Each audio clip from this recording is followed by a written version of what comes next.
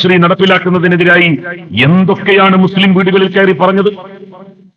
അവർ വന്നപ്പോ ശ്രീ നടപ്പിലാക്കും എന്നാദ്യം പറഞ്ഞു. അത് നടപ്പിലാക്കാൻ വേണ്ടിയിട്ടാണ് അവർ ശ്രമിച്ചത്. ശക്തമായ പ്രതിഷേധമുയർന്നു. അവർ നടപ്പിലാക്കുമോ എന്ന് ഇനി നമുക്ക് കണ്ടറിയേണ്ടതുണ്ട്. പിണറായി വിജയൻ മുഖ്യമന്ത്രിയായിരുന്ന സമയത്ത് കേന്ദ്ര സർക്കാർ 1.25 ലക്ഷം രൂപ തരും, നമ്മൾ 2.25 ലക്ഷം രൂപയും കൊടുക്കും. അങ്ങനെ 4 ലക്ഷം രൂപക്ക് വീട് കൊടുത്തിരുന്നു. കേന്ദ്ര സർക്കാർ ഒരു ഘട്ടമെത്തിയപ്പോ പറഞ്ഞു, ഞങ്ങൾ 1.25 ലക്ഷം രൂപ തരുമ്പോ അങ്ങനെ നിർമ്മിക്കപ്പെടുന്ന വീടിന്റെ മുമ്പിൽ ഒരു എംബ്ലം വെക്കണം, കേന്ദ്ര സർക്കാരിന്റെ എംബ്ലം. പിണറായി വിജയൻ പറഞ്ഞു, അത് പറ്റില്ല, ഞങ്ങൾ 4 ലക്ഷം രൂപ കൊടുത്ത് വീട് വെക്കുമ്പോ കേരള സർക്കാരിന്റെ എംബ്ലമോ ആരുടെയെങ്കിലും ഫോട്ടോയോ വെക്കണമെന്ന് ഞങ്ങൾ നിർബന്ധിച്ചിട്ടില്ല, ഞങ്ങൾ ചെയ്തിട്ടില്ല. കാരണം ആ വീട് അവന്റേതാണ്, ആ വീട്ടിൽ താമസിക്കുന്നവന്റേതാണ്. നമ്മളുടെ പെൺകുട്ടികൾക്ക് ഒരു വിവാഹക്കാര്യം വരുമ്പോ കേന്ദ്ര സർക്കാരിന്റെ എംബ്ലം നമ്മളുടെ വീടിന്റെ മുമ്പിൽ ഉണ്ടെങ്കിൽ സർക്കാരിന്റെ ആനുകൂല്യം പറ്റിയവരാണിവർ, സ്വന്തമായി ഒരു വീട് പോലും ഇവർക്കില്ല എന്ന് നാട്ടുകാർ കരുതില്ലേ? ആളുകൾ അങ്ങനെ വിശ്വസിക്കില്ലേ? നമ്മളുടെ ആൺകുട്ടികൾക്ക് നമ്മളൊരു വിവാഹം അന്വേഷിക്കുന്നു, ആ പെൺകുട്ടിയുടെ വീട്ടുകാർ നമ്മളുടെ വീട്ടിലേക്ക് വരുമ്പോ കേന്ദ്ര സർക്കാരിന്റെ ഈ എംബ്ലം കണ്ടാൽ എന്താണ് അവർ മനസ്സിലാക്കുക? മുസ്ലിം ലീഗിന്റെ മന്ത്രി KM ഷാജി പറഞ്ഞത് ഒരു എംബ്ലം വെക്കുന്നത് കൊണ്ട് എന്താ? ED സതീശൻ പറഞ്ഞത് ഞങ്ങൾ എംബ്ലം വെക്കും, എംബ്ലം വെക്കണമെന്നുള്ളത് അതിന്റെ വ്യവസ്ഥയാണ്. എടോ, പിണറായി വിജയൻ എന്ന് പറയുന്ന ഒരു മുഖ്യമന്ത്രി ഉണ്ടായിരുന്നു ഇവിടെ. 10 കൊല്ലം കേരളത്തിന്റെ മുഖ്യമന്ത്രി കസേരയിൽ ഇരുന്ന മനുഷ്യൻ. ആ മനുഷ്യൻ 1.25 ലക്ഷം കൊണ്ട് കേന്ദ്രത്തോട് പോകാൻ പറഞ്ഞു. നിങ്ങളുടെ പണം ഞങ്ങൾക്ക് വേണ്ട, നിങ്ങൾ 1.25 ലക്ഷം രൂപയും ഞങ്ങൾ 2.25 ലക്ഷം രൂപയും നൽകിയിട്ടൊരു വീട് വെച്ചാൽ ആ വീടിന്റെ മുമ്പിൽ കേന്ദ്ര സർക്കാരിന്റെ എംബ്ലം. മുസ്ലിം ലീഗുകാർക്ക് തോല് പൊളിച്ച് മറ്റെന്തെങ്കിലും കൊടുത്തുകൂടെ? അവനവന്റെ തോല് പൊളിച്ച് സാധാരണ കൊട്ടയും മുറവും ഒക്കെ ഉണ്ടാക്കാൻ വേണ്ടിയിട്ട് കൊടുക്കുന്ന ഒരു പതിവുണ്ടത്രേ പണ്ടുകാലത്ത്. നാണവും മാനവും ഇല്ലാത്തവരെ കുറിച്ച് അങ്ങനെയാണ് പറയാറ്. ഇവിടെ മുസ്ലിം ലീഗിന്റെ സതീസാത്തിയും ഫാത്തിമാത്തിയും ആമിനാത്തിയും വെക്കണ പെരക്ക് നരേന്ദ്രമോദിയുടെ എംബ്ലം വെച്ചിട്ട് നമ്മളത് വാങ്ങും. അഭിമാനബോധമുള്ള ആർക്കെങ്കിലും അത് വാങ്ങാൻ കഴിയും. നിങ്ങൾ എഴുതി വെച്ചോളൂ, കേരള സർക്കാർ ഈ എംബ്ലം വെക്കണമെന്നുള്ള വ്യവസ്ഥയിൽ നൽകുന്ന വീട് വാങ്ങാൻ ഈ നാട്ടിൽ ആത്മാഭിമാനമുള്ള ഒരു മനുഷ്യനെയും കിട്ടില്ല.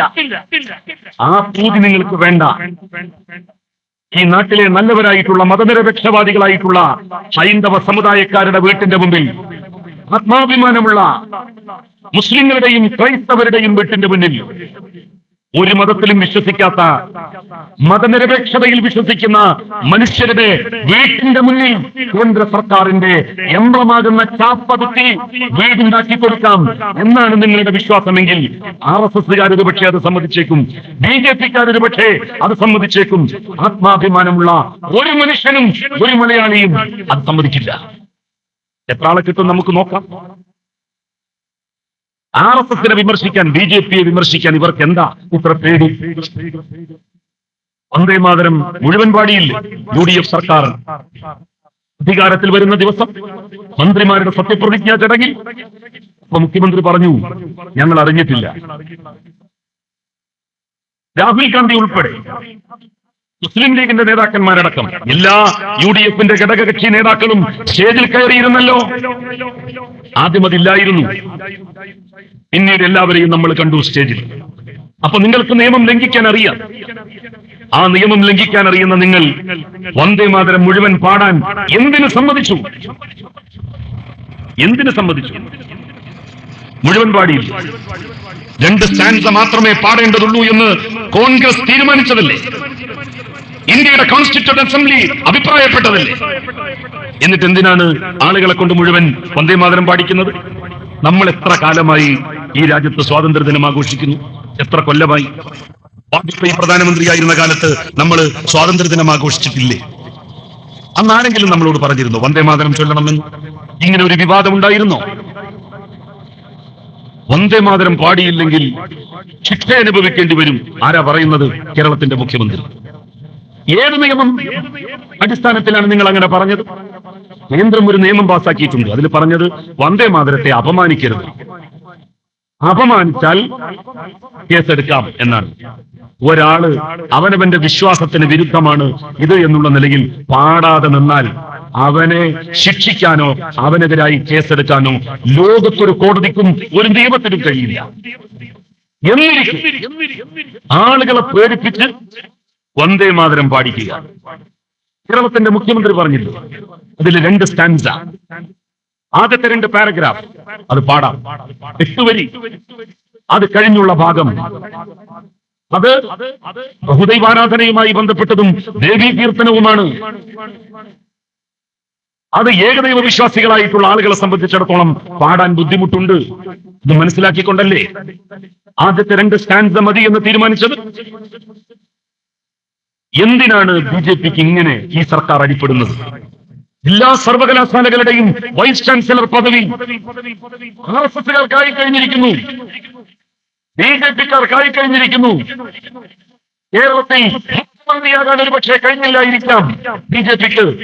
എന്നാൽ ചാൻസലറുടെ പദവി ഉപയോഗിച്ചുകൊണ്ട് കേരളത്തിലെ മുഴുവൻ സർവകലാശാലകളുടെയും VC, രജിസ്ട്രാർ, ഫിനാൻസ് ഓഫീസർ തുടങ്ങിയിട്ടുള്ള PVC അടക്കമുള്ള കുഞ്ചിക സ്ഥാനങ്ങൾ RSSകാർക്കും BJPക്കാർക്കും തീരെഴുതി കൊടുക്കുകയാണ് UDFന്റെ സർക്കാർ.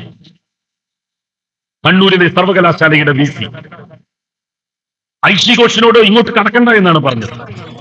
ക്യാമ്പസിലേക്ക് കടന്നു പോകരുത്. കാലിക്കറ്റ് യൂണിവേഴ്സിറ്റിയിൽ അവരെ കടക്കാൻ അനുവദിച്ചില്ല. പക്ഷേ മതേതരത്വത്തിന്റെ കാവൽ ഭടന്മാർ എന്നുള്ള നിലയിൽ ഈ സംസ്ഥാനത്ത് പ്രവർത്തിച്ചിട്ടുള്ള SFIയുടെ ചുണക്കുട്ടികൾ വൈസ് ചാൻസലറുടെ എല്ലാ തെക്കൂരങ്ങളെയും വലിച്ചെറിഞ്ഞുകൊണ്ട് ഐഷി ഘോഷിന് കണ്ണൂർ യൂണിവേഴ്സിറ്റിയിലും കാലിക്കറ്റ് യൂണിവേഴ്സിറ്റിയുടെ ക്യാമ്പസിലും കടന്നു വരാൻ സാഹചര്യം ഒരുക്കി കൊടുത്തു. ലീഗ് ഒരക്ഷരം പറയുന്നുണ്ട്. നമ്മൾ ഇത് കണ്ടിട്ടാണ് കഴിഞ്ഞ പിണറായി സർക്കാരിന്റെ ഭരണകാലത്ത് ചാൻസലർ പദവിയിൽ നിന്ന് ഗവർണർമാരെ മാറ്റണം എന്ന് തീരുമാനിച്ചത്. അങ്ങനെ ഒരു ബില്ല് കൊണ്ടുവന്നു നമ്മൾ. കാരണം BJPയുടെ ഗവർണർമാരെയും കൊണ്ടുപോയാൽ നമ്മളുടെ സർവകലാശാലകൾ മുഴുവൻ കാവ്യവൽക്കരിക്കപ്പെടും.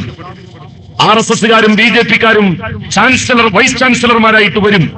അത് തടയണമെങ്കിൽ ചാൻസലർ പദവിയിൽ നിന്ന് ഗവർണറെ മാറ്റണം. ആ ബില്ല് പാസാക്കി നമ്മളുടെ നിയമസഭ.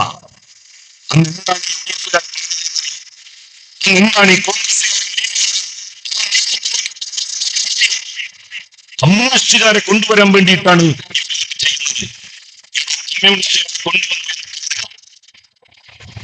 Doctor KN Panicker കമ്മ്യൂണിസ്റ്റുകാരനാണ്.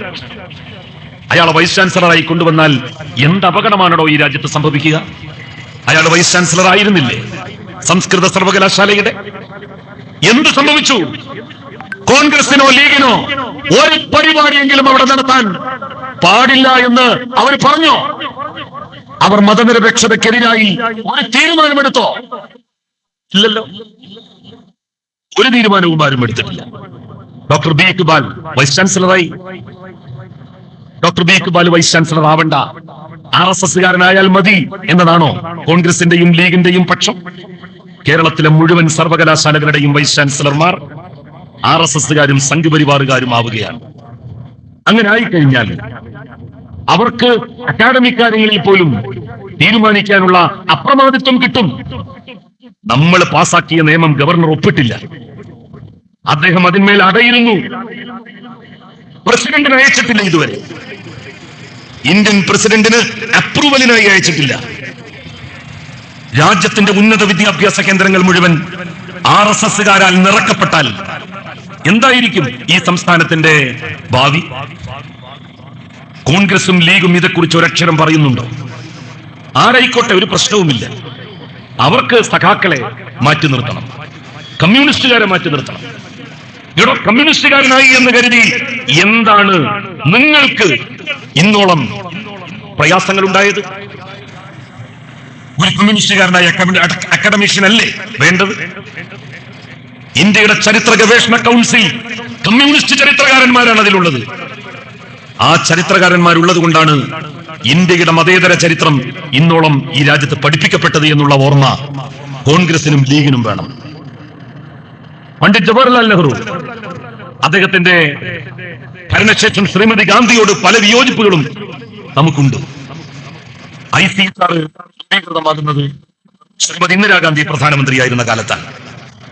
അപ്പോ അവരോട് പല കോൺഗ്രസ് നേതാക്കന്മാരും ചെന്ന് പറഞ്ഞു, ICHR ഉണ്ടാക്കുമ്പോ കോൺഗ്രസുകാർക്ക് അതിൽ നല്ല പ്രാതിനിധ്യം ഉണ്ടാകണം. അപ്പോ അവരോട് ഇന്ദിരാഗാന്ധി പറഞ്ഞത്, അത് കമ്മ്യൂണിസ്റ്റ് ചരിത്രകാരന്മാര് നോക്കിക്കൊള്ളും, നിങ്ങൾ അങ്ങോട്ട് ശ്രദ്ധ കൊടുക്കേണ്ട എന്നാണ്. കാരണം ശ്രീമതി ഗാന്ധിക്കറിയാമായിരുന്നു, ഈ രാജ്യത്തിന്റെ മതനിരപേക്ഷ ചരിത്രം യഥാവിധി പഠിപ്പിക്കപ്പെടണമെങ്കിൽ, വായിക്കപ്പെടണമെങ്കിൽ, എഴുതപ്പെടണമെങ്കിൽ ഇടതുപക്ഷ ചരിത്രകാരന്മാർ ICHR ഉണ്ടാവണം എന്ന്. ആ ICHR നിലനിന്നതുകൊണ്ടാണ് രാജ്യത്തിന്റെ മതനിരപേക്ഷ ചരിത്രം, മുഗള കാലഘട്ടം, 800 വർഷക്കാലമുള്ള മുസ്ലിം രാജാക്കന്മാരുടെ ഭരണം, ഇതൊക്കെ തന്നെ നമ്മളുടെ രാജ്യത്ത് പഠിപ്പിക്കപ്പെട്ടത്.